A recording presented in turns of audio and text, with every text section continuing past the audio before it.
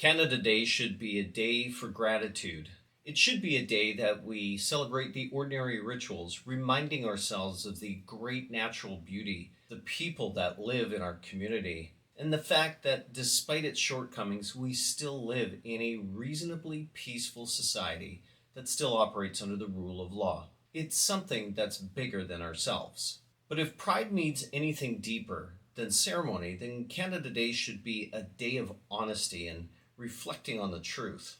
And not because the country or its people are bad or our history is without achievement. It's because it's a country that can be loved honestly and flattered dishonestly. And that blind patriotism is useless in a country where things are seemingly still fixable, but the voters seem too apathetic to care to fix them. I love Canada, and that's why I'm angry. My father came to this country as an immigrant in 1964, and upon arrival did not expect the government to carry him in any way.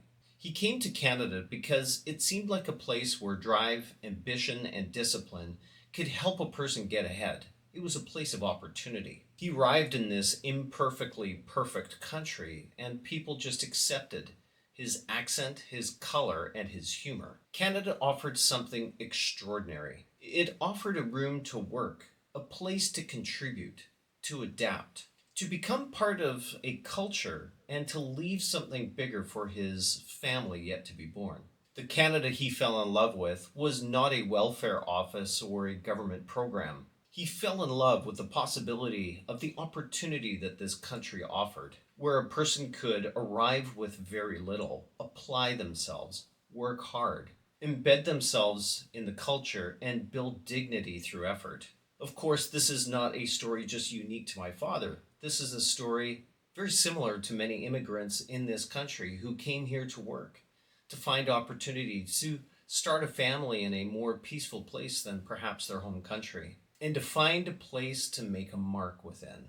And this is where this conversation has to begin, because the political class that grew in this country learned how to manipulate the language of compassion and start destroying the incentives to make this story a reality. The economic reality is that GDP per capita growth has slowed widely across every Western developed nation, but uniquely, Canada has suffered a decline and a slowed growth more than any other OECD country. According to the World Bank World Development Indicators via the Federal Reserve, from 1960 to 2024, Canada's real GDP per capita grew at about a rate of 1.19% annually, while the US grew at about 2.9% annually, and other developed nations grew at 2.71% on average. That gap looks small annually, but over 64 years it compounds into a major divergence.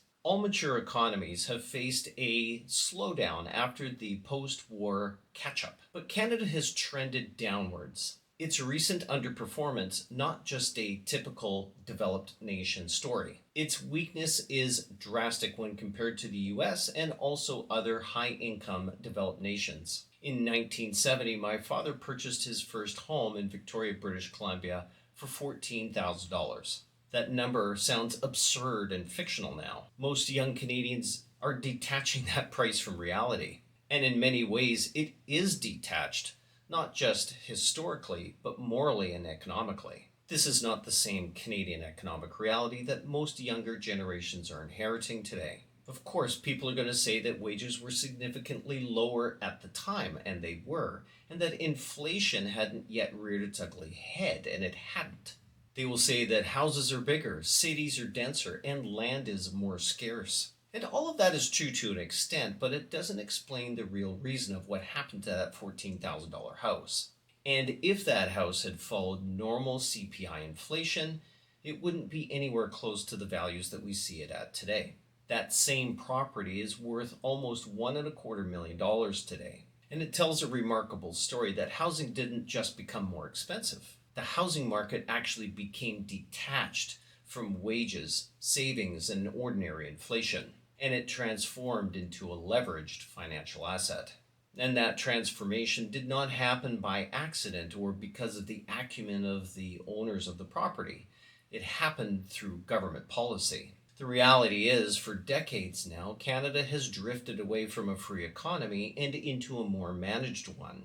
The rhetoric may change depending on who's controlling the government, but the impulse stays the same. We have to look at monetary expansion and monetary policy, but we also have to look at government spending as a percentage share of the GDP.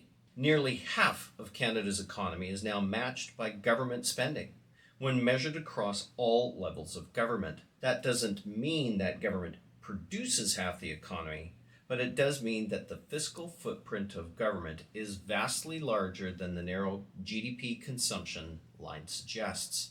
And trying to back out this expansion of government spending as it relates to the GDP is exceptionally difficult. But what it can prove is that the broader fiscal state has weakened the private economy, and that is through taxes, debt, regulation, and capital misallocation.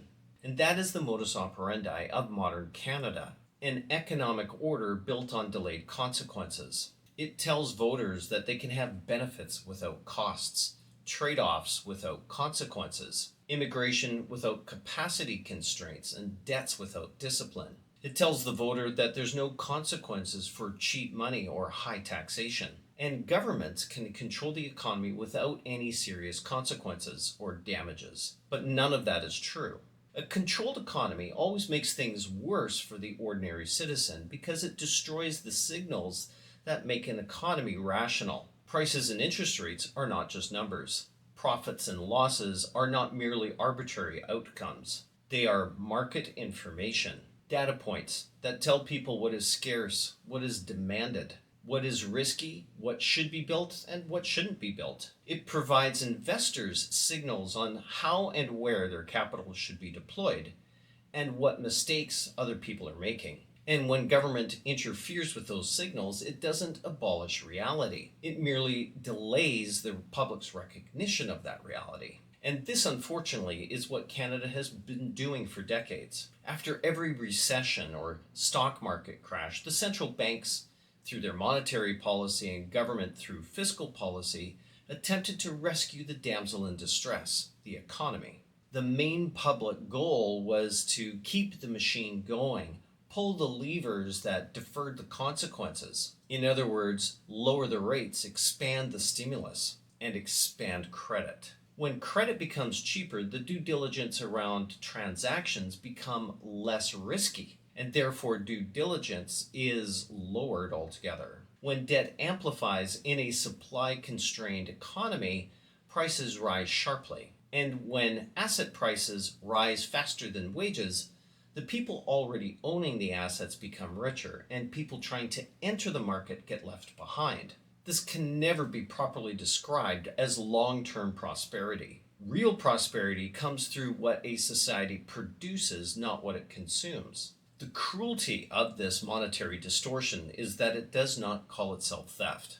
But bubbling underneath the surface, it is quietly transferring opportunity from the young to the old, from wage earners to asset owners, and from the politically unconnected to those who can live closer to the state apparatus. This is why so many young Canadians feel poorer when they seem or feel to be working harder. And these young Canadians are not merely imagining things. They're living inside a monetary and fiscal order that is punishing virtue and punishing the old values of working hard, staying disciplined, and trying to get ahead.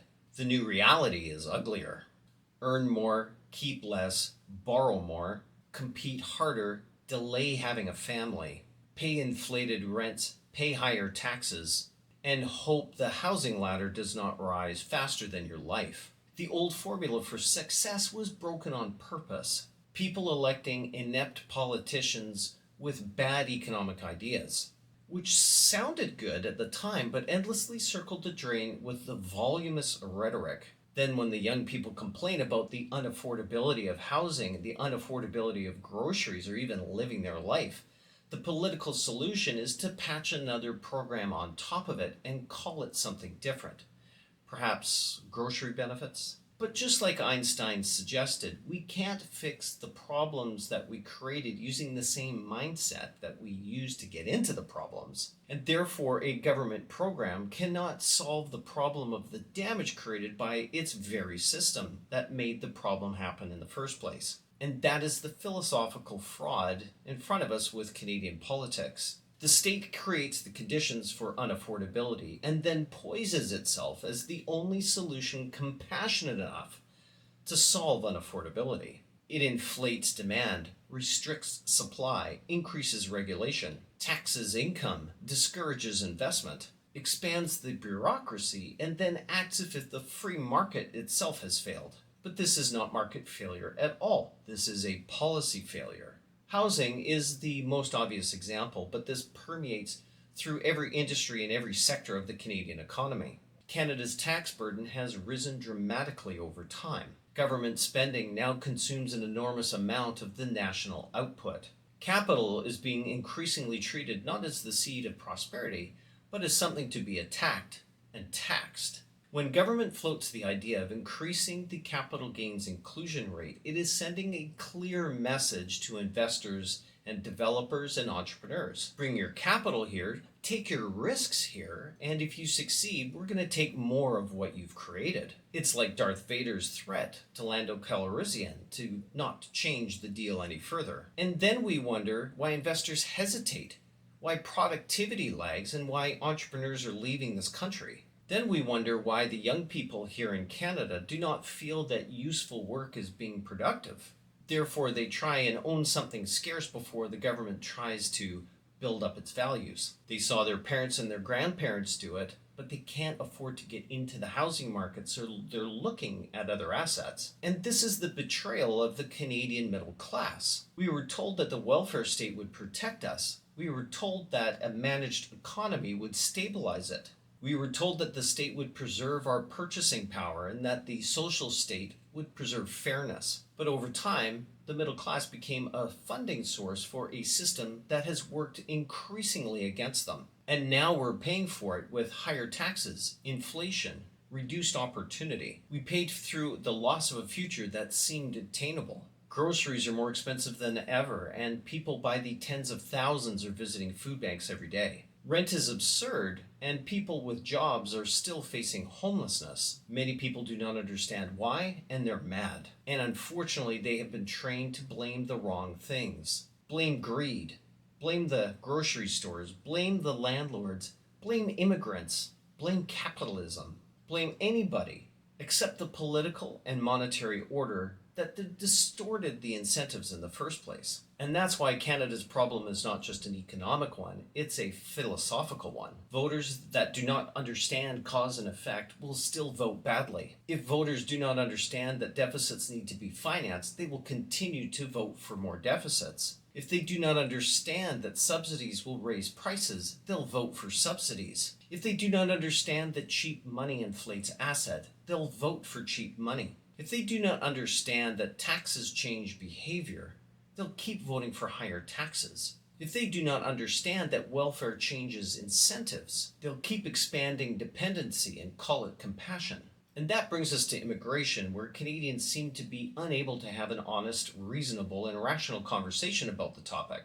Immigration is not the problem itself. My father was an immigrant.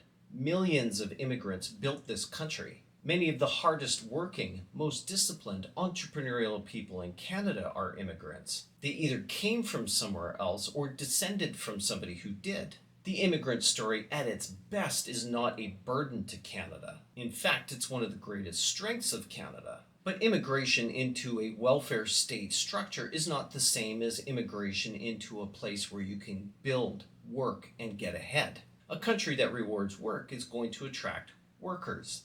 A country that rewards investment is going to attract investors. A country that protects private property is going to attract builders. But a country that punishes capital and taxes it and promises government support as a national feature, should not be shocked when the incentive structure fails. Canada has become increasingly a system where the wrong incentives are being advertised. We should want to invite the kind of people who see Canada as an opportunity to build, join, and serve, not to extract. We should want immigrants like my father, who wanted nothing to do with the entitlement system. The more this country offers benefits without considering the type of behaviors and incentives those benefits create, will eventually attract a level of dependency. If you tax investment too punitively, too harshly, then you will not attract the investment that you need in order to develop the country. And if you bring in too many people too fast without an infrastructure to support them,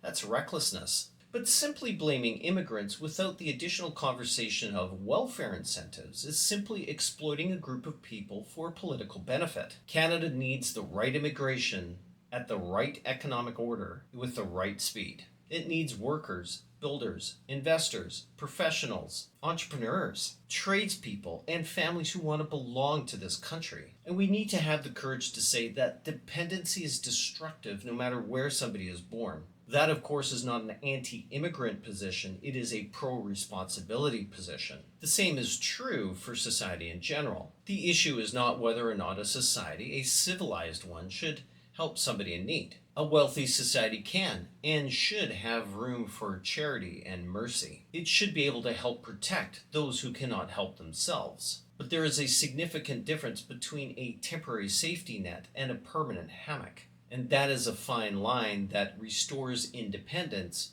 or politics that buys loyalty. Modern governments, of course, prefer loyalty because it creates the eventual dependence that is very useful come election time.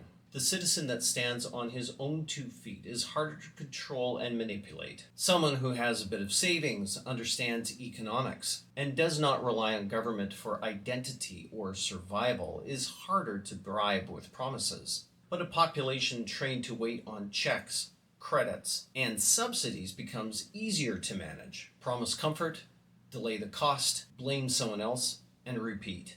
Welcome to modern Canadian politics. That's how a country of citizens become a country of clients. A country of clients will always vote differently than a country of citizens. Citizens are informed and want to know who pays. Clients want to know what benefits they can receive and how they qualify. Citizens, on the other hand, understands that government has no money other than what it taxes, goes into debt for, or prints. Clients are encouraged to believe that the government is the source of limitless provision. And this is where voters have to be held responsible, because it's not enough to blame politicians. Politicians are responding to incentives too. They promise what the voters will reward and avoid what the voters will punish. They lie because voters like comfortable lies rather than uncomfortable arithmetic. A lazy electorate believing in a sum of small lies is the easiest population to manage. And because too many Canadians don't want to learn economics or politics,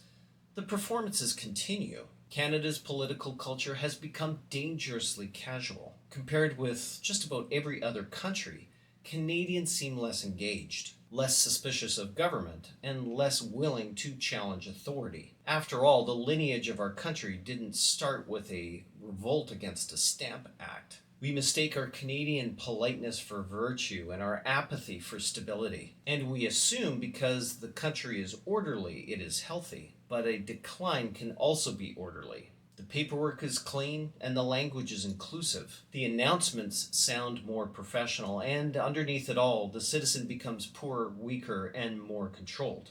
We can still love this country and despise what the leadership and bureaucracy are doing to it. In fact, we must. Love of country does not mean love of the political class. In fact, John Adams said, "I would quarrel with both parties, and with every individual of each, before I would subjugate my understanding, or prostitute my tongue or pen to either." It also means that we don't need to pretend that a bigger government is necessarily a better one. It also doesn't mean that we have to expect for our future and the future of our generations yet to be born is lower expectations and higher taxes. I refuse to have that kind of patriotism, because Canada is not the bureaucracy or the political class. Canada is not just its central bank. the Income Tax Act or its entitlements and transfer system. Canada is the families that built lives here, the people that sacrificed here, the immigrants who adapted and worked, the workers who got up every morning and contributed, the entrepreneurs that took risks, and the families that tried to leave something behind for the future generations, and the communities that made ordinary decency possible. And that Canada is worth defending.